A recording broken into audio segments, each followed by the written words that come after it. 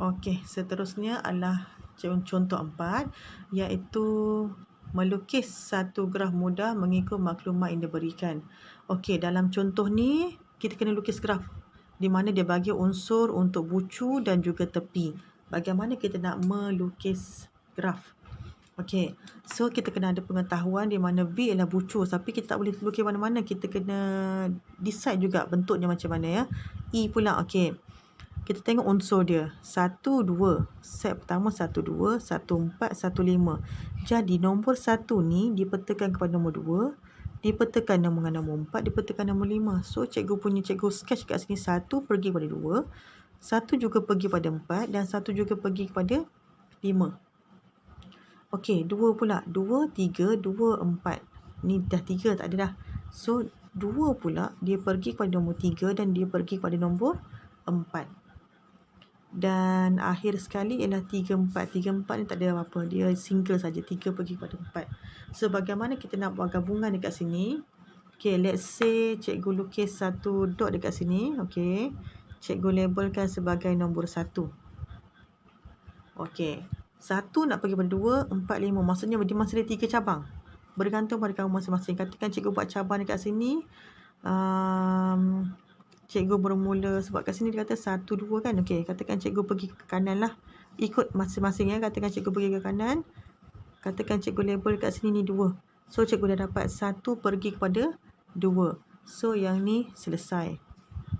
Okey, lepas tu cikgu pergi pada 1, 4. Katakan cikgu buat anak panah ke bawah. Di mana, bukan anak panah, garisan ke bawah. Di mana cikgu labelkan dengan nombor 4.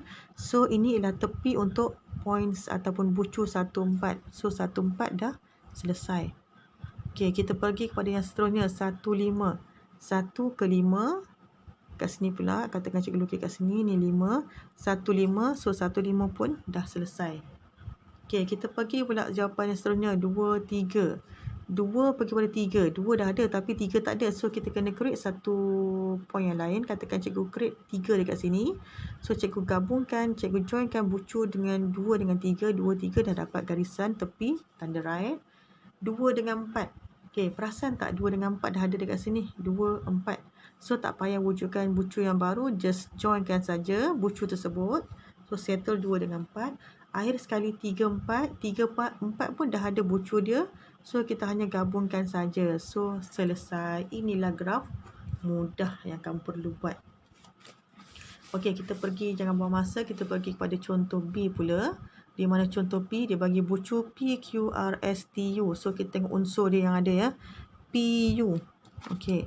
P, U. P, T. Okey, P pergi pada U. P juga pergi pada T.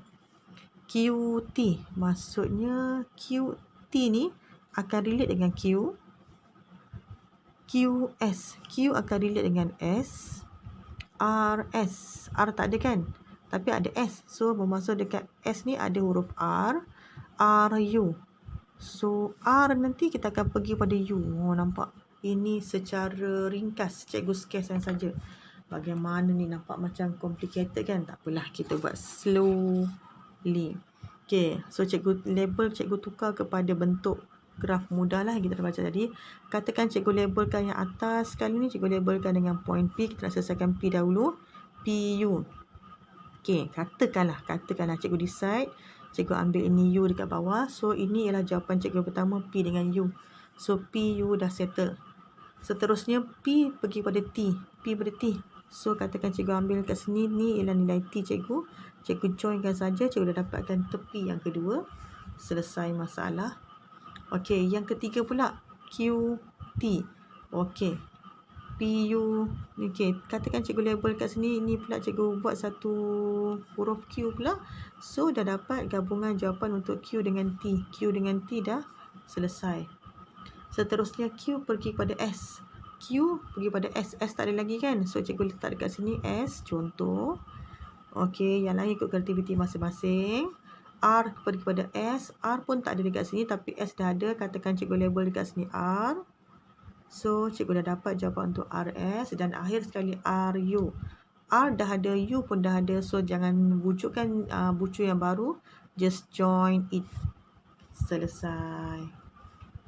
Okey. Okey, kita teruskan dengan contoh yang kelima, iaitu contoh yang kelima ialah lukis satu graf berbilang tepi. Berbilang tepi maksudnya dia ada macam ni kan, ada dua jalan macam cikgu baca tadi dan mempunyai gelong. Gelong ialah macam satu lengkuk. Okey, mengikut maklumat yang diberikan. Okey, nampak macam susah kan? Okey, kita cuba satu persatu. Di mana yang pertama, bucu diberi ada 4 bucu PQRS. Bagaimana kita nak decide graf yang perlu kamu buat sekarang ni?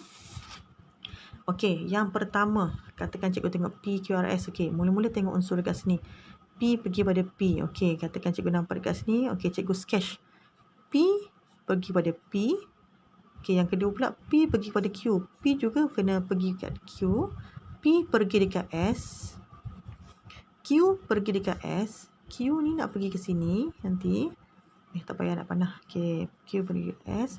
Q juga pergi ke S. Maksudnya ini pun sama ni 2 kali pergi. Q pergi kepada R. Q pergi pada R. R tak ada kan? So, kita harus labelkan simbol R. S pergi kepada R. So, S ni nanti akan pergi pada R. Dan R pergi pada R. So, R nanti akan ada dirinya sendiri. Itu yang cikgu nampak lah. Okey, so nampak tak dekat sini? Nampak macam satu rantaian... satu rantaian lah. Tapi cikgu tak perasan bila nak buat apa. Pasal P dengan P kan unsur yang sama. Jadi ini satu gelung. So itu gunanya kita kena buat lakaran dahulu. Okey, so katakan cikgu buat dahulu. Mula-mula cikgu bermula dengan point P. Okey, di mana point P? P dengan P satu lengkuk ataupun satu gelung. Okey, dah selesai P. P dengan P dah selesai.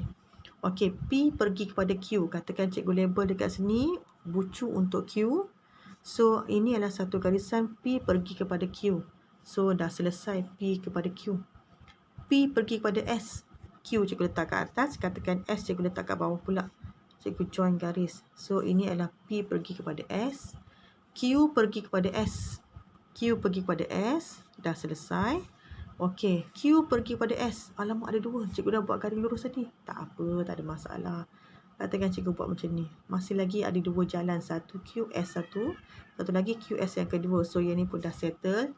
Q pergi pada R. R tak ada lagi kan? Katakan cikgu ambil dekat sini. Ini ialah bucu R. Q pergi pada bucu R. Selesai.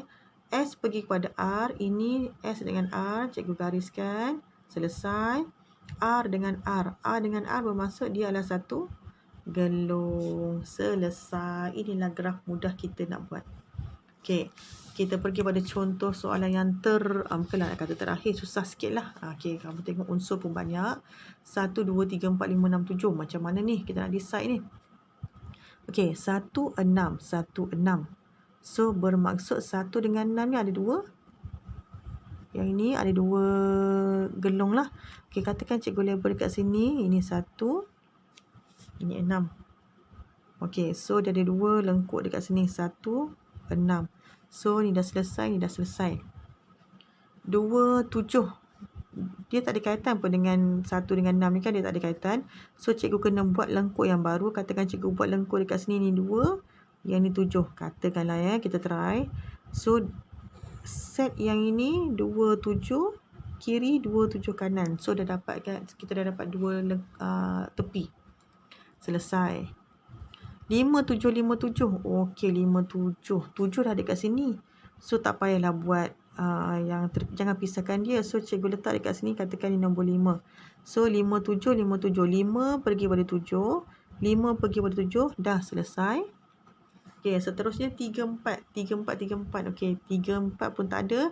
Cikgu lukis kat sini pula. Let's say this is 3, this is 4. So, ada 2 jalan kan? Satu sini, satu sini. Okey, selesai. 1, 7. 1 pergi pada 7. Okey. 1, 7. 6, 7. Okey. 1, 7 garis lurus. Okey, sebab dia bukan berbilang tepi. 6, 7. 6 pergi pada 7. 3, 7. 7 kat tengah tadi ya. 3, 7. 4, 7. So, dah selesai. Semua lakaran untuk graf berbilang tepi dan mempunyai gelung. Okey. Okey, kita pergi kepada contoh yang terakhir, iaitu contoh 6 dalam subtopik yang pertama ni. Okey, tentukan sama ada suatu graf boleh dilukis atau tidak bagi bilangan darjah yang diberikan. Jadi ini ialah darjah, bukan bucu ya. Darjah. So ini semua ialah huruf D, darjah. Okey, so cara nak tentukan sama ada graf boleh dilukis atau tidak based on the darjah. Ingat balik formula untuk dapatkan darjah tadi. Okey, ialah 2 darab E, 2 darab tepi. Okey, jadi konsep dia ialah graf boleh dilukis sekiranya jumlah darjah ni adalah nombor genap. Sebab apa? 2 kali dengan E. Okey. Katakan E ni nilainya 1. So, 2 darab 1 sama dengan 2. Kalau E ni gantikan dengan 2, 2 darab 2 jawapannya 4. Katakan E ni 3, 2 darab 3 jawapannya 6. So, mesti nombor genap. So, kita jumlahkan dulu nombor semua darjah ni. 3 tambah 2, tambah 2, tambah 1, tambah 3. So, dapat jumlahnya 11. Ini ialah nombor ganjil.